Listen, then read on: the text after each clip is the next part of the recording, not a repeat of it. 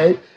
In Anambra State, Governor Soludo is marking a second year in office, and he had pitched in his manifesto that he says he will transform the state into a livable and prosperous smart mega city, a preferred destination to live, invest, learn, work, relax, and enjoy.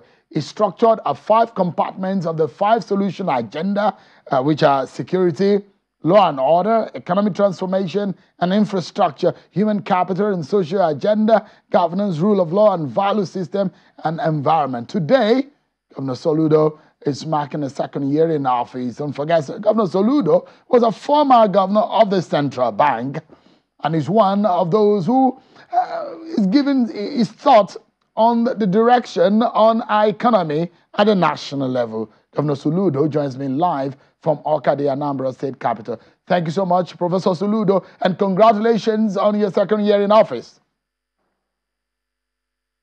Thank you very much, Shehu, and well, to God be the glory.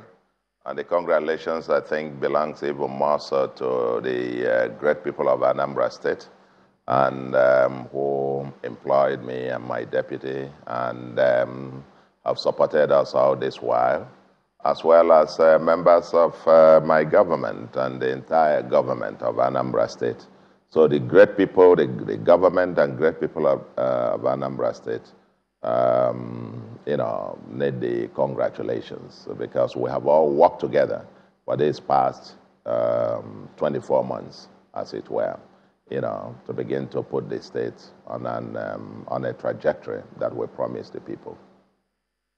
Congratulations. But let's begin. The Soludo solutions, there are those who will be asking, where are those solutions that you promised over 2 years ago when you were seeking office, and when you came into office, you didn't stop on the Soludo solution. It wasn't just a party campaign promise. You said it's going to be a driving force for your governance. And you said today that the government has not bought any vehicle, not even a bicycle for your wife.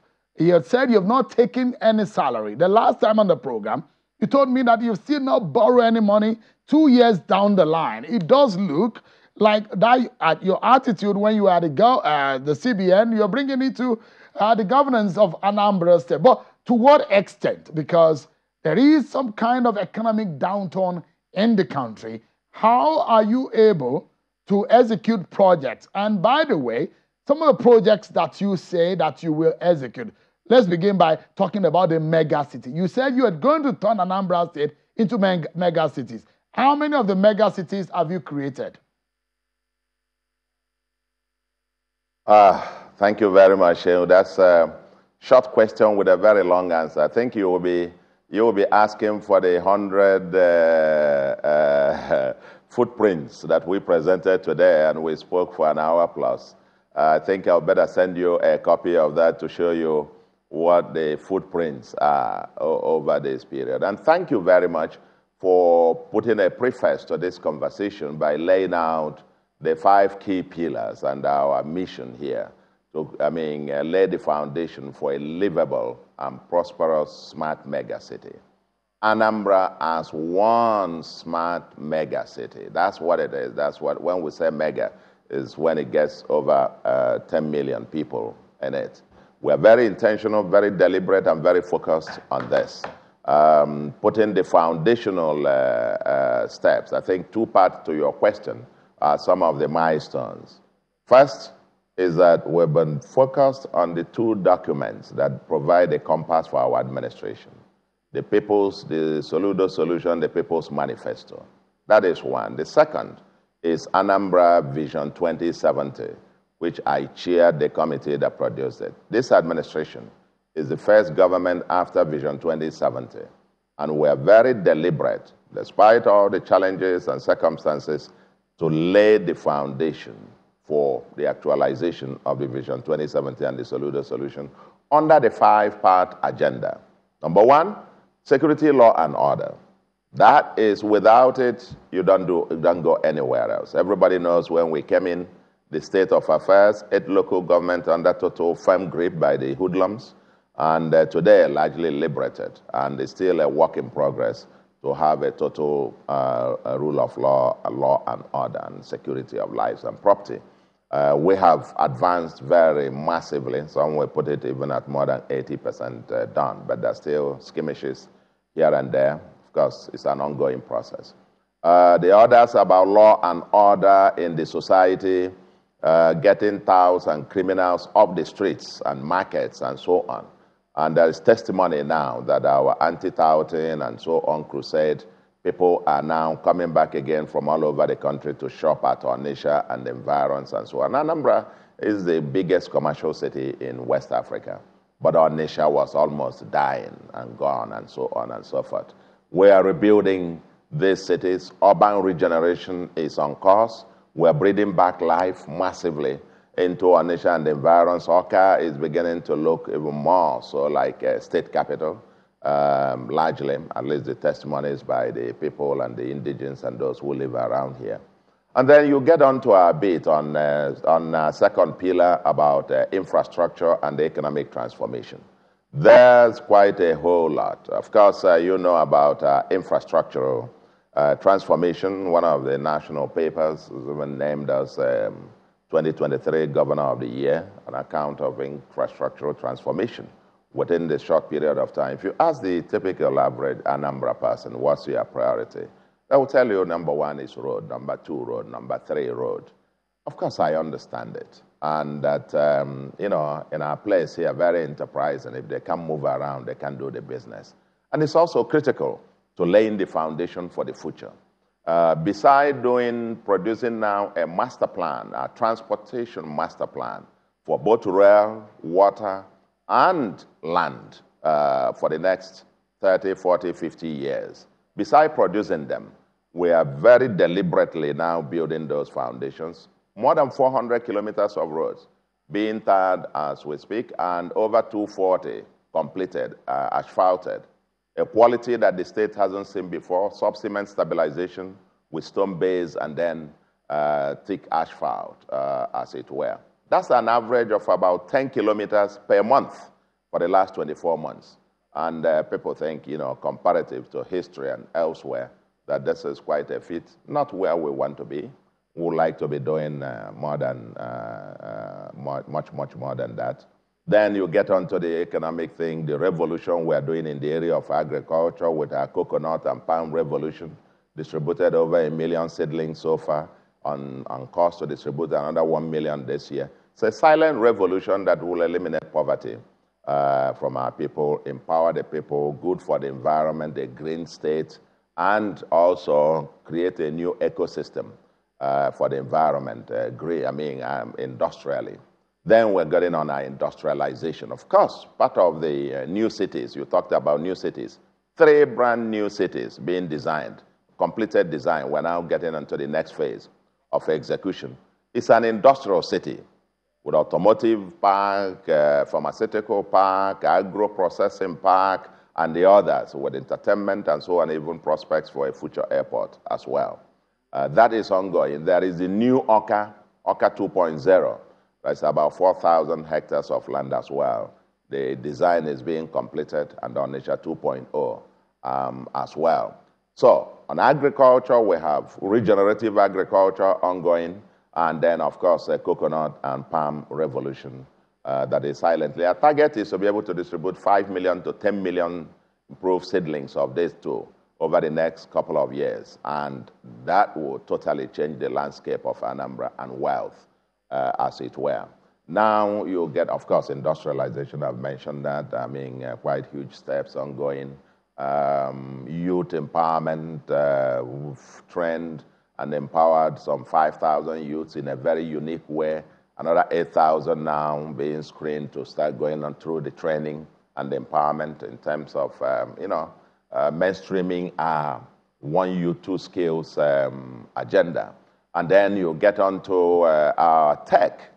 Our philosophy and our mantra is everything technology, technology everywhere.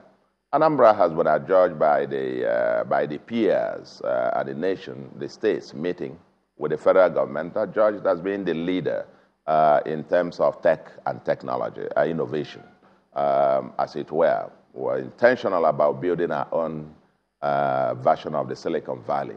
And that's ongoing. 20,000 youths already received training, basic tech skills, over 2,000 now going on coding, specialized skills, and advanced one, with a vision to produce Anambra as a digital tribe. Governor Soludo, that's also ongoing. Now, if I leave you, now, you could take the next 3 hours to tell Nigerians what is Soludo Solutions. Well, you asked your question. I'm the one who poked you. I'm the one who poked you. I understand.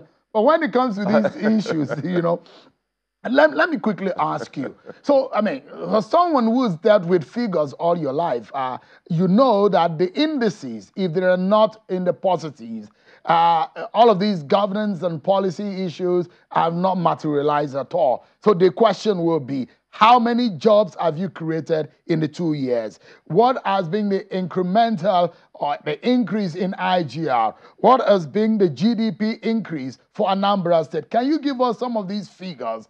Since you got into office in the last 2 years, have you been able to make any mark positively in terms of these major indices of governance in Anambra State?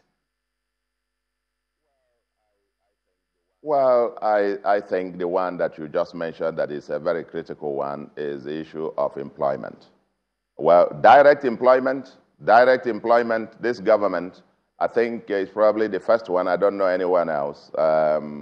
In the first 9 months of our coming into office, because of our third pillar, which you talked about, human capital and social agenda, health, education, and so on. We've employed over, within the first 9 months, we employed 5,000 teachers directly because there are no schools without good teachers. And we are processing another 3,000 of them. We've employed over 1,000 health workers, professionals, in all our medical facilities all around the state, and so on. Then, of course, in the area of security, we have over 2,000 of them in place. So, in terms of direct employment, in terms of officially, you might be talking about well over 11,000. Now, indirectly, our statistics office will be completing a survey very soon, and that's the private sector. Because when you talk about employment, government is the enabler. Government is not how many people employed. But I have just given you the numbers, and there are very few places where you have that number of direct employment, given the circumstances of the country today. But indirectly, because of the restoration of largely law and order, security coming back, businesses are beginning to inch up. I just told you the testimonials from our nation, beginning to sell again. People are beginning to expand. Factories in Anambra beginning to expand. I have gone on to flag off the expansion of several firms and the new ones that are oncoming. A survey is ongoing to be able to put together how many of those jobs, because that's where we expect the 90-something% of the jobs will be created. Hotels are getting full again, and so on and so forth. So it's the economic boom.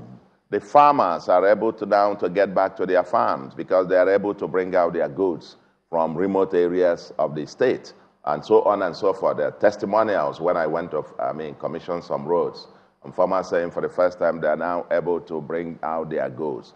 Post-harvest losses down, income getting in their pockets. The keke drivers and the bus drivers now having more money because they don't go to the mechanic very so often, as these are testimonials by the people themselves. In fact, a bus driver walked up to me in Onitsha and handed me in money that he earned for the day to express his gratitude for what we are doing, and so on and so forth. So, when you look at all of this, in fact, the road that you are showing, people there, the asset value of what people are getting, the properties that used to cost maybe 1 million, 2 million naira is now being sold for 15 million and so on. People are getting wealthier, transforming the transformations that we have embarked on. On IGR, yes, we've moved. Not as far as we would like to be, When we came, we were doing 1.4, 1.5, 1.4, 1.5, 1.4, 1.5 billion a month. As at the last count, gross was about 3.2, 3.3 billion, and now, well, when you net off the cost of collection, getting it to a little under 3 billion. That's not where we want to be. Our target this year is to be able to exceed 4 billion, and Anambra has the potential to get up to 10 billion on a monthly basis. So this is also, but you don't go on in a very weak economy. We are slow on some processes. For example, we stopped all taxes and levies on petty traders, hawkers, these people who have capital less than 100,000, truck pushers, barrow pushers, and so on and so forth on the street. No levies, nothing, so they can also, the poor, as you say, not only breathe, but also walk and run. We're putting money in the pockets of individuals with the free education, free basic education, truly free education. That's money back in the pockets of people. Free antenatal, free delivery, including cesarean operations in all public hospitals. That's putting money back in you see the testimonials of people. About 42,079 women now undergoing various forms of antenatal in Anambra free of charge, and thousands of deliveries every month in public hospitals at zero mortality. So all these are designed to put money in the pockets of people, but creating the foundation for the human capital that will proceed. I haven't talked about, when you talked about jobs, I haven't talked about the 1U2 skills. The 5,000 youths that were empowered, some of them have become employers. So that's part of what this study, our survey, is going to show. But so in terms of, you talk about IGR, you talk about employment, those are the key stuff. But then you need a survey over the medium term to be able to get to those in terms of the actual. Governor Soludo, quickly, just in about 60 seconds, if you can help me on this particular question.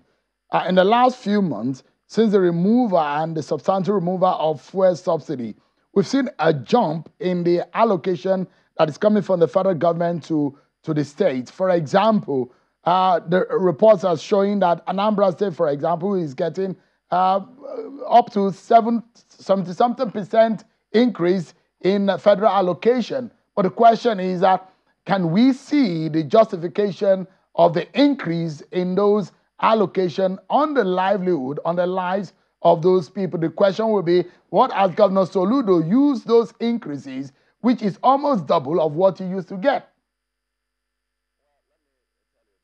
Well, let me tell you this, unfortunately, you've asked a very short question with a long answer. Let me tell you straight away, Sheung.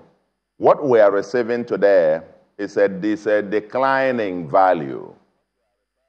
What you are referring to is what we call in economics money illusion. It's money illusion. Anambra State is receiving today less than 20% in terms of real value, or even in dollar terms, what it received at the peak of the period previously. Indeed, compared to what we were receiving at this time last year, what we were receiving last year about this time, about 6, 7 billion, and now 9-point-something billion, the 10 billion. Let me be clear to you. In terms of purchasing power, whether you calculate by purchasing power, what is money? Money is what money can buy, okay? In terms of purchasing power in real terms or in dollar terms, compared to the previous years, when Anambra's total receipts was about 600, some 500. I have looked at the figures from 2004 till I assumed office. In fact, in 1 year, 2013, the total expenditure was 1.1-something billion. In today's Naira, that's almost 1.7, 1.8 trillion. And what we are getting today, in some years when we got about 4 billion, 5 billion as allocation, That was the time also, in dollar terms, that was 34 to 42, 43 million US dollars. That's when cement sold for a few hundred naira. Today, cement sells for over 12,000 naira. That's when diesel was less than 100 naira. Today, it's sold for 1,700 and so on. But you expected to power the same vehicles.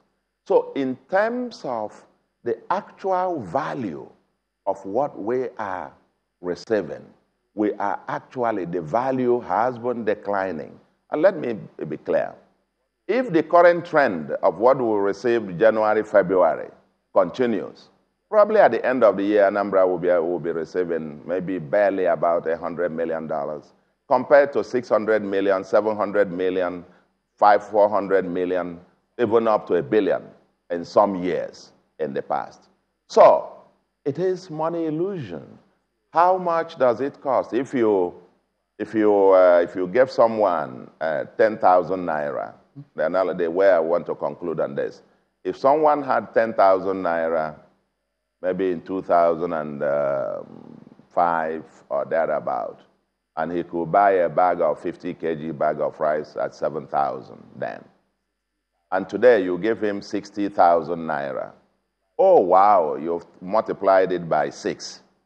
Yet, that 60,000 cannot buy him the same 50 kg bag of rice. It's called money illusion. That's what we economists call money illusion. So, today, the reality is Anambra is receiving declining value relative to its history in the past, even relative in terms of value relative to what we received early last year. This I can tell you authoritatively. I do the numbers all the time, and I shake my head. But guess what? In spite of this, we are still producing value or receiving less than 20, 25% of what historically we are determined to give our people value of more than 5 times by doing what we call extraordinary. What our mantra here is doing more with less. We are conserving a whole lot, austerity on us. You said it at the beginning. Even at the personal level, I've refused to take any salary. My wife, there's no office of First Lady anywhere. Not to talk about a bicycle or whatever. She's using my private vehicles that I brought, with me in here, and so on. We've cut waste and cost of governance to bare bones. Our budget this year has recurrent of 23%, realistically, and everything else getting on investment. So it's required extraordinary reprioritizing what we spend, to focus on what the people's job, the priorities of the people, trying to put money in the pockets of the people by providing the environment for them to thrive. Our people are entrepreneurs, largely. So in terms of money, I want you to be on record that I said that in terms of what we receive from Federation account, the major function of money is a means of exchange, medium of exchange. Money is what money can buy. All right. So it's increased nominally, but in terms of its value, it's less than 20%, 25% compared to some previous years, even to early last year. Governor Soludo, let me anchor tonight on our conversation on national issues. You were in the room. You were one of those that the president called to seek their advice about this economic downturn.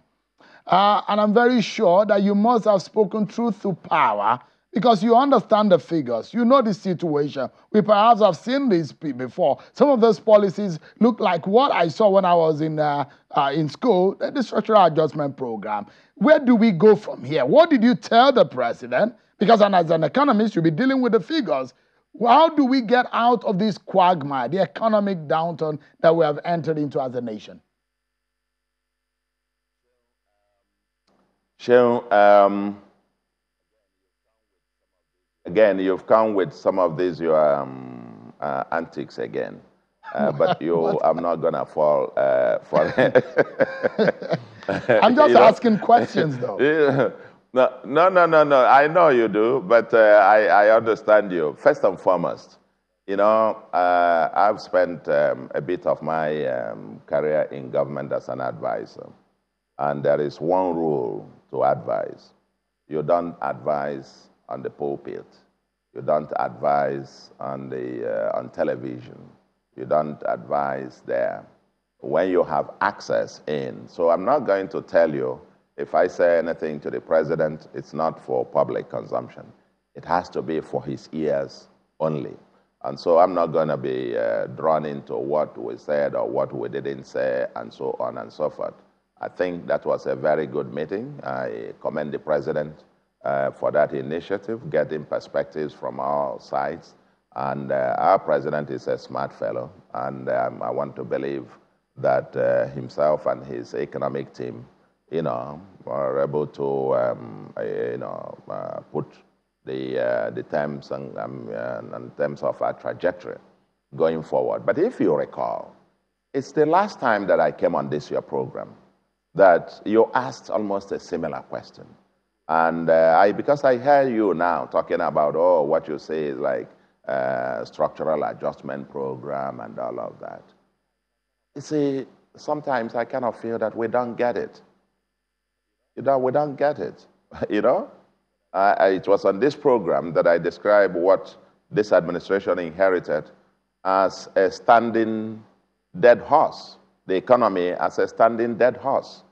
And then how do you breathe back oxygen into it without being disruptive in one way or the other? We are reeling from it. I mean, nobody enjoys it. Who would love to have, like I just said a moment ago, you are talking trillions and this trillions and trillions and so on and so forth. But what does it really mean? Even the revenue, the total FAC revenue that you have, even if you are distributing, in fact, the amount of money you need to be distributing monthly to just get down to the purchasing power of where we were just a few years ago, you need to be distributing maybe 5 to 10 trillion a month, as it were, just to get back to where we were a moment ago. Who enjoys that? I mean, I'm not sure the president or anybody in the economic team is smiling. That's why I say commiserations to them. So we must realize that things were really bad, and the build up to it, got to be clear. There is no easy way to get this patient who has all these multiple problems, illnesses. You touch on this, it worsens the other one. You touch on this, it worsens the other one. Somehow or the other, you have to be able to come to a balance of what, on a net basis, leaves the society better off. But whether there will be pains of any one step that you take or the other, it's going to be. It's inevitable. All right. That's obviously what we need to pass through. But the important thing is that once we've designed this, is to be able to stay the course for an extended period of time. Because that's the secret. Late Lee Kuan Yew was asked at the miracle of Singapore, and he said there's no miracle. Just get a few things right. Keep doing them right for an extended period of time. Once we don't take one step and back again, I have some confidence. All right. And with all of us doing our part, whether at the state level, whether in the private sector, whether you, Shehu, and the media, doing your own bit, Nigeria will be great. I believe so. Governor Chukwuma Soludo, the governor of Anambra State, with the Soludo solutions, which he preached, is 2 years down the line and is giving account. I know your style. When I ask those questions, you hardly will want to answer. I know the way you respond. But thank you so much indeed. Since you say you know my antics, and I know your style by now. Thank you so much indeed for your time tonight. I appreciate it. And congratulations to you and the people of Anambra State again. Thank you indeed. Thank you very much. It's a great pleasure, Shehu. Thank you. Great pleasure.